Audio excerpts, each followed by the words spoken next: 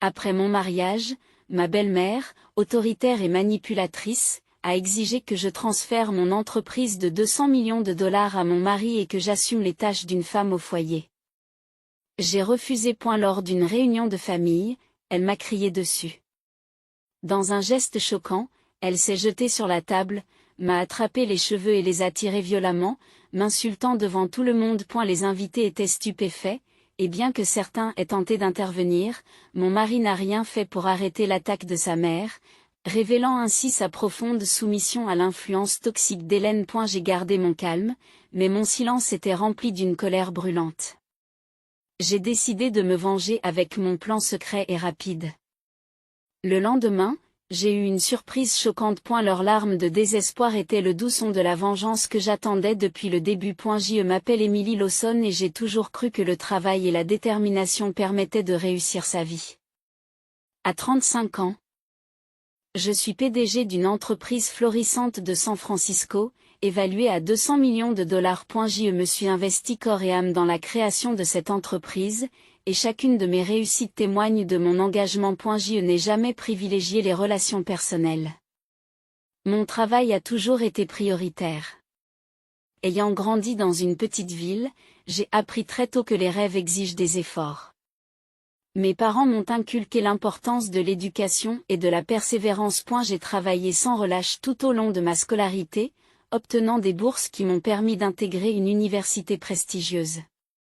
Je suis sortie major de ma promotion avec un diplôme en gestion d'entreprise. À partir de ce moment, j'ai su que je voulais créer ma propre entreprise et que rien ne m'en empêcherait. Pendant des années, je me suis consacrée à la croissance de mon entreprise, en me concentrant uniquement sur la construction de ma marque et de ma réputation. Tard le soir et tôt le matin. C'était ma routine. Mes amis disaient souvent en plaisantant que j'étais mariée à mon travail, et ils n'avaient pas tout à fait tort. J'ai trouvé l'épanouissement dans ma carrière en négociant des contrats et en voyant mes rêves se concrétiser. L'amour semblait être une distraction, quelque chose dont je n'avais pas besoin. Mais tout a changé lorsque j'ai rencontré Mark Anderson. Mark était le fils de William Anderson, un homme d'affaires dont l'entreprise avait un partenariat de longue date avec la mienne. Notre première rencontre a été banale, mais quelque chose en lui m'a intriguée. Il était beau, avec de charmants yeux bleus qui pétillaient d'enthousiasme. Au début, j'ai trouvé sa jeunesse rafraîchissante. Il avait 38 ans, mais un air d'immaturité qui me faisait sourire. Nous avons sympathisé lors d'un dîner d'affaires et j'ai commencé à entrevoir une vie différente, qui incluait la compagnie. Au fur et à mesure que notre relation s'épanouissait, j'ai perçu le potentiel de quelque chose de spécial. Mark me faisait rire et nous partagions la même passion pour l'entrepreneuriat. Cependant, une ombre planait sur notre relation, sa mère, Hélène Anderson. Elle était une figure dominatrice dans la vie de Mark, exigeante et contrôlante. J'ai d'abord ignoré mes inquiétudes, pensant que je pouvais gérer la situation. Après tout, j'étais une femme d'affaires prospère. Comment pourrait-il être difficile de gérer une relation avec un homme et sa mère? Les mois ont passé et nous avons décidé de nous marier. Le mariage a été grandiose, avec la famille et les amis. Mark m'a promis qu'il soutiendrait ma carrière et mes décisions. Je pensais épouser un partenaire qui m'élèverait, mais peu après le mariage, j'ai réalisé que j'avais fait une grave erreur. Hélène n'a pas perdu de temps pour faire connaître ses exigences. Cela a commencé subtilement, par quelques commentaires désinvoltes sur le fait qu'une femme devrait donner la priorité à son mari plutôt qu'à sa carrière. Je l'ai balayé d'un revers de main, me rappelant que j'avais travaillé trop dur pour laisser quelqu'un me dicter ma vie. Mais la pression d'Hélène augmentait de jour en jour. Un après-midi, alors que nous prenions le thé, elle m'a dit sans ambages, « Emily, tu devrais envisager de transférer ton entreprise au nom de Mark. C'est ce que ferait une bonne épouse. » Je l'ai regardée, choquée. Ce n'est pas possible, Hélène. Mon entreprise est l'œuvre de ma vie. Je ne peux pas la céder comme ça. Pourquoi ne pas le faire? Elle insiste. Sa voix s'élève. Tu es sa femme maintenant. Ton travail doit passer après ta famille. Ce n'était que le début. Les demandes persistantes d'Hélène sont devenues plus agressives. Je pouvais sentir le malaise de Marc chaque fois que je rejetais les suggestions de sa mère. Mais il n'est jamais intervenu. C'était comme s'il était pris dans une toile de loyauté envers elle, et cela me frustrait profondément. Le véritable tournant s'est produit lors d'une réunion de famille à la maison Anderson. J'avais espéré que ce serait l'occasion pour nous de nous retrouver en tant que famille. La soirée a bien commencé, remplie de rires et de bons repas. Cependant, Hélène a saisi l'occasion pour me confronter publiquement. Alors que les invités se mêlaient à la foule, elle m'a interpellée. « Émilie, pouvons-nous parler ?» dit-elle avec un sourire forcé, ses yeux se rétrécissant légèrement.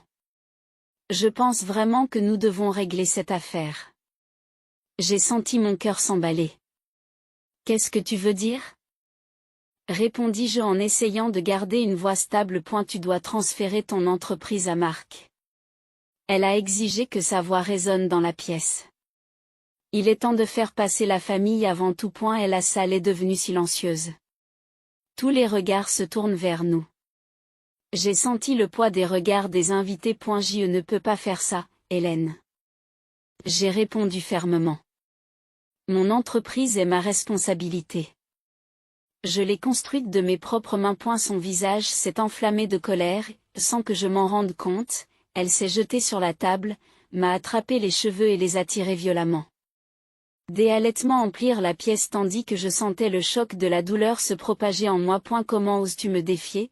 A-t-elle crié, sa voix dégoulinant de venin. Les invités ont essayé d'intervenir, mais Marc est resté là, figé, révélant sa profonde soumission à l'influence toxique d'Hélène. L'humiliation brûlait en moi tandis que je regardais autour de moi. Réalisant que ce moment avait dégénéré en quelque chose qui allait bien au-delà d'un simple désaccord. Malgré la douleur et l'humiliation, j'ai gardé mon sang-froid, retenant mes larmes. Je ne voulais pas qu'elle me voie craquer. J'ai juré en silence que mon histoire ne s'arrêterait pas là.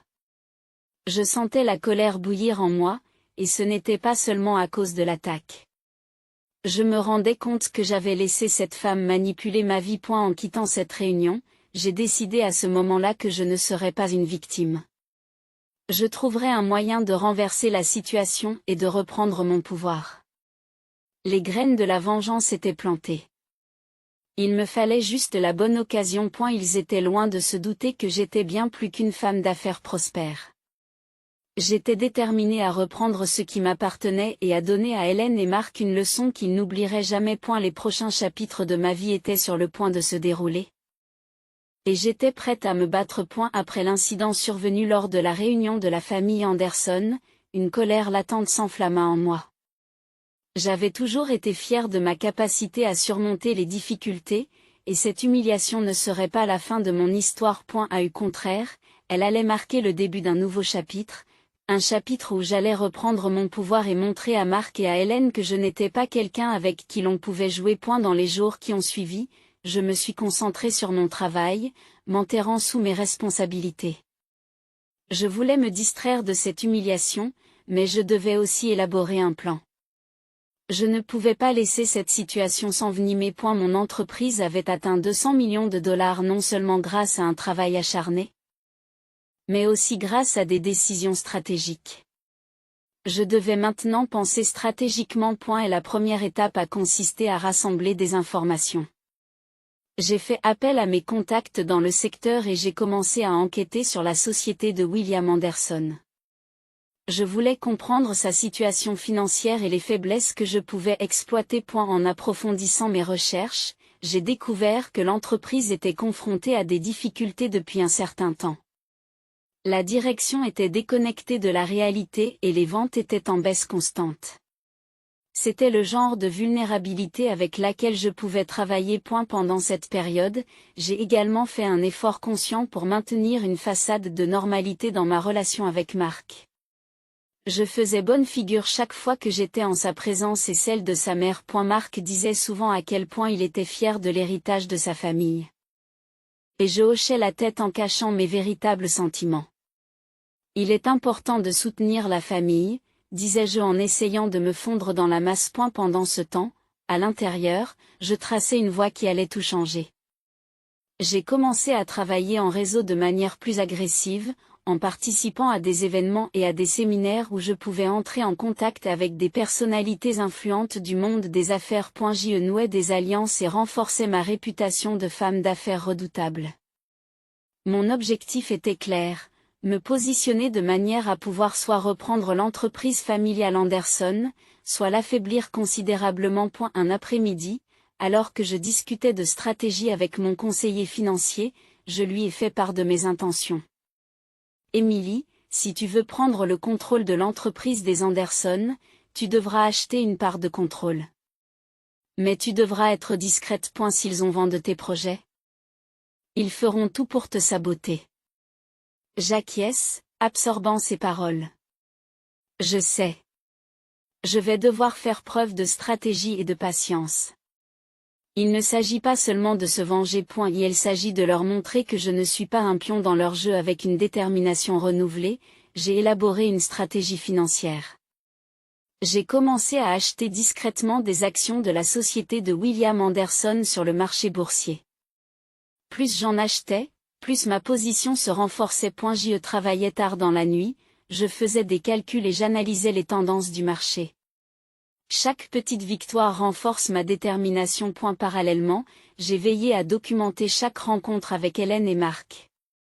Je voulais rassembler des preuves de leur comportement manipulateur, sachant qu'elles pourraient servir de levier plus tard. Chaque fois que j'ai visité la maison des Anderson, j'ai prêté une attention particulière à leur dynamique. J'ai remarqué qu'Hélène rabaissait souvent Marc, utilisant la culpabilité pour le contrôler.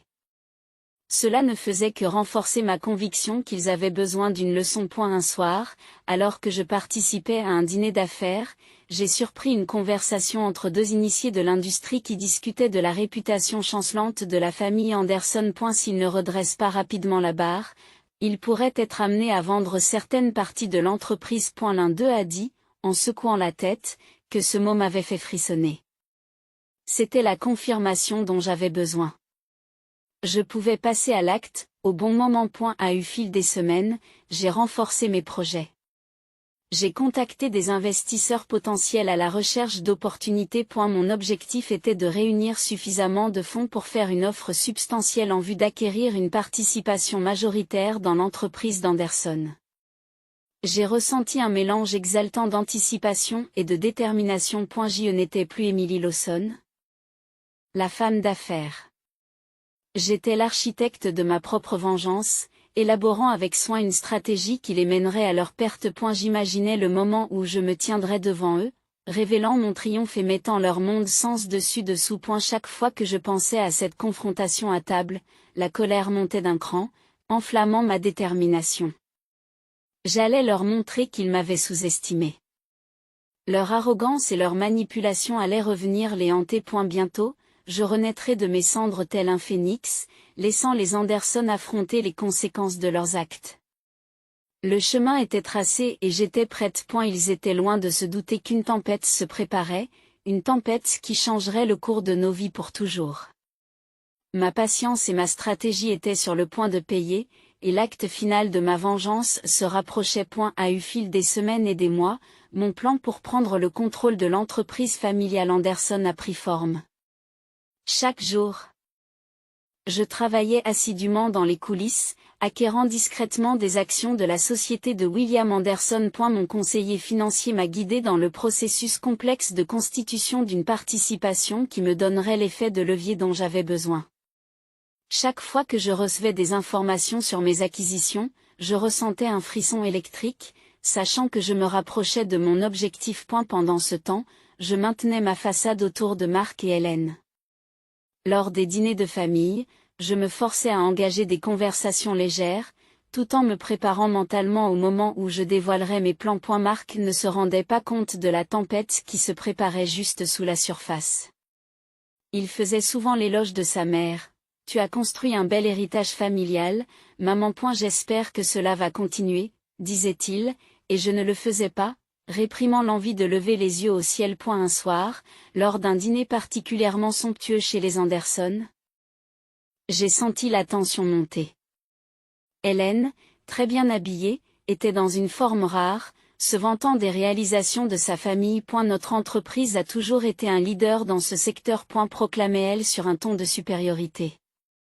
Mais avec la bonne vision, elle peut aller encore plus loin. J'ai souri poliment, le cœur battant. Oui, Hélène, mais une vision doit s'adapter à l'évolution des temps. J'ai répondu, sachant que ces mots avaient une signification plus profonde. Je voulais qu'elle comprenne que ses idées dépassées étaient sur le point de s'effondrer. Ce soir-là, après le départ des invités, je me suis retrouvée seule avec Marc. Il nous a servi un verre de vin et a mentionné avec désinvolture à quel point il était fier de l'héritage de sa famille. C'est une grande responsabilité, mais je sais que nous la maintiendrons. Et elle a dit cela avec une confiance qui rayonnait en lui. J'aimerais vraiment que vous envisagiez de prendre du recul par rapport à votre entreprise. Émilie. Je veux dire, ne serait-ce pas bien de se concentrer sur les familles? Ces mots m'ont piqué, et j'ai senti la colère m'envahir. Marc, tu sais à quel point mon entreprise est importante pour moi. Je ne l'abandonnerai pas comme ça. J'ai dit cela en essayant de garder un ton ferme. J'ai vu son expression changer, un mélange de confusion et d'inquiétude s'insinuer dans ses yeux. Et la semaine suivante, l'un de mes contacts dans l'industrie m'a informé d'une prochaine réunion du conseil d'administration de l'entreprise de William Anderson. C'était ma chance. J'ai décidé d'y assister et de me présenter comme un partenaire potentiel. Je savais que cela provoquerait une onde de choc dans la famille Anderson, surtout lorsqu'ils apprendraient que je n'étais plus seulement la femme de leur fils, mais un acteur redoutable dans le monde des affaires. Le jour de la réunion, je suis arrivée en avance. Le cœur battant la chamade. La salle du conseil d'administration était remplie de cadres à l'air sévère, et j'ai pris place à la table, confiante et posée. À eu début de la réunion, je me suis présentée en gardant un ton professionnel mais amical. Je m'appelle Emily Lawson, et je pense pouvoir offrir à votre entreprise une nouvelle perspective. Ai-je déclaré, en notant les expressions de surprise dans la salle. Alors que je présentais mes idées, je pouvais lire le scepticisme sur certains visages, en particulier parmi ceux qui étaient fidèles à Hélène. Mais j'ai aussi remarqué de l'intérêt. J'ai souligné les avantages que mon entreprise pourrait tirer d'une fusion et les avantages de l'innovation et de l'adaptation dans un marché en évolution rapide. Plus je parlais, plus je sentais le changement dans la salle. Après ma présentation, je sentais la tension monter. Hélène, qui venait d'entrer dans la salle, semblait furieuse. « Qu'est-ce que c'est ?» a-t-elle demandé. La voix tranchante. « Tu n'es pas en position d'exiger quoi que ce soit, Émilie. » Sur ce, j'ai senti une vague de confiance m'envahir. « En fait, Hélène, je crois que si. » Répondis-je calmement, en croisant son regard sans broncher. Voyez-vous, je possède désormais une part importante de l'entreprise de votre famille et je suis ici pour discuter de son avenir. Les halètements ont envahi la salle. Le silence stupéfait qui s'ensuivit était presque assourdissant, et je savais que je les tenais exactement là où je voulais. Les yeux de Marc se sont écarquillés, sa bouche est restée ouverte pendant qu'il digérait la révélation. C'était le moment que j'attendais, le moment de renverser la situation et de leur montrer que je ne serais plus un pion dans leur jeu. Le décor était planté pour l'acte final de ma vengeance, et j'étais prêt à leur faire subir les conséquences de leur arrogance. L'équilibre des forces était sur le point de changer radicalement. Et j'avais hâte de voir leur réaction. L'atmosphère dans la salle de réunion est devenue électrique alors que ma révélation était en suspens. Je voyais le visage d'Hélène prendre une teinte rouge inquiétante, son sang-froid s'évanouir. C'est inacceptable, s'écrie-t-elle en haussant le ton. Vous n'avez pas le droit de vous immiscer dans nos affaires familiales. Mais je suis restée sur mes positions, un sourire calme sur le visage. En fait, Hélène, j'ai tous les droits. En tant qu'actionnaire important, je suis ici pour assurer la prospérité de l'entreprise. Il est temps de procéder à des changements, et j'ai l'intention de les mener à bien. Marc, encore sous le choc, se tourne vers sa mère, essayant de comprendre ce qu'il vient d'entendre.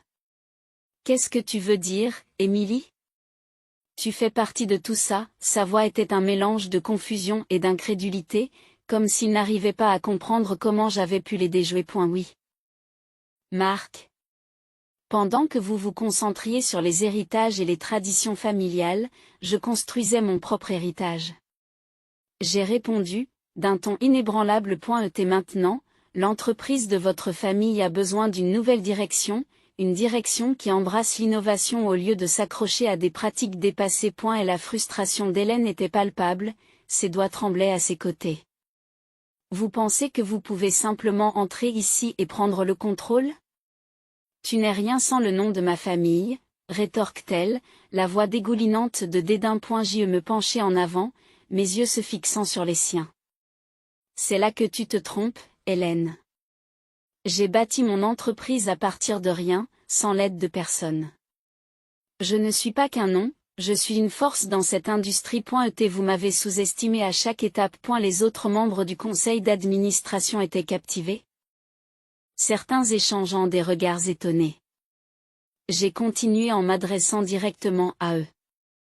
Si nous voulons que cette entreprise survive, elle doit s'adapter. Je propose une fusion qui revitalisera nos deux entreprises. Mon expertise peut nous guider vers un plus grand succès. Au fur et à mesure de la réunion, j'ai exposé ma vision, en détaillant les avantages de la fusion et les atouts stratégiques qu'elle apporterait. La tension dans la salle est progressivement passée de l'hostilité à la curiosité. Je sentais que je gagnais du terrain et ma confiance montait en flèche. Cependant, Hélène n'avait pas encore terminé. Ce n'est pas fini, Émilie. Tu crois que tu peux tout nous prendre ? Je ne le permettrai pas. Sa voix était empreinte de désespoir, et je pouvais voir les rouages tourner dans son esprit tandis qu'elle préparait son prochain coup. C'est ça le problème, Hélène, dis-je. Ma voix était calme mais ferme. Je ne t'enlève rien. Je te donne une chance de t'adapter et de t'épanouir.